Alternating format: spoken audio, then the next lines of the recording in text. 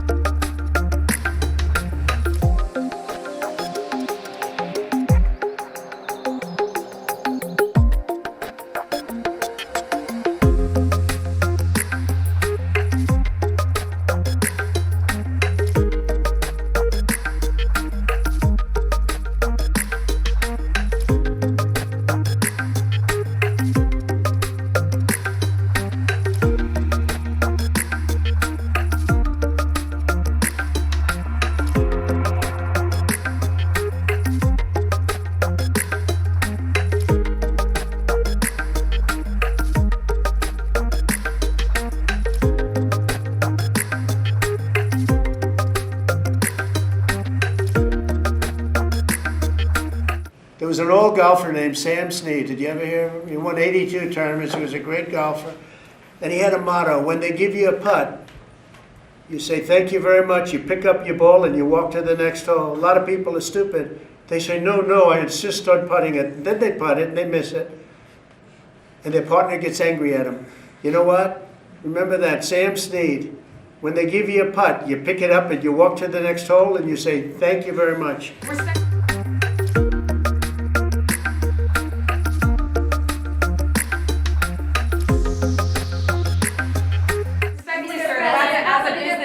Some people may look at this and say, have you ever been given a gift worth millions of dollars and then not received anything? It's not a gift to me, it's a gift to the Department of Defense.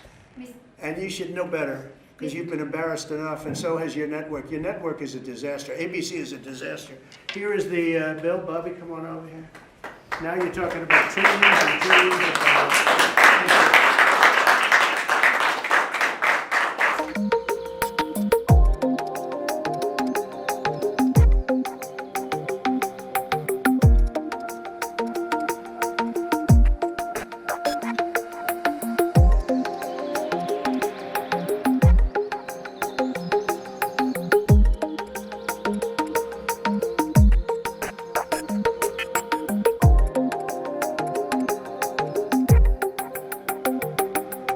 Kosher, he's meanwhile set to accept a $400 million US Boeing 747 gift from the Qatar Royal Family. And this jumbo jet may even, at least temporarily, replace Air Force One. Again, very lavish, extremely lavish gift. Should he accept this? You know, I don't love this one, I have to say, and it's a little bit off-brand for Trump because he, as an example, is the only president in history who hasn't taken the salary that he gets at something like $500,000 US. It's not a small amount of money even for somebody as rich as he is, and he does not accept that. He donates it to different causes, just as an example. So this kind of feels off-brand from that. His whole thing is that he's a self-funded billionaire and he's not beholden to anybody and he doesn't take donations from anybody, let alone from the Qataris.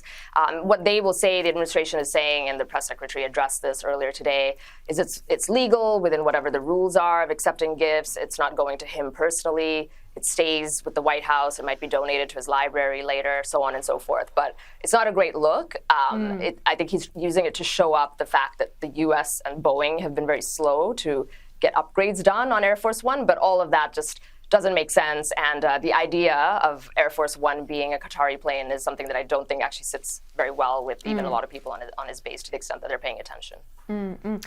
Then on the trade deal with China, there also seems to be negotiations ongoing. US Treasury Secretary Scott Bessent has confirmed that there's going to be a 90-day pause on the tariffs. They may be decreased as well. Kosher, where's this up to?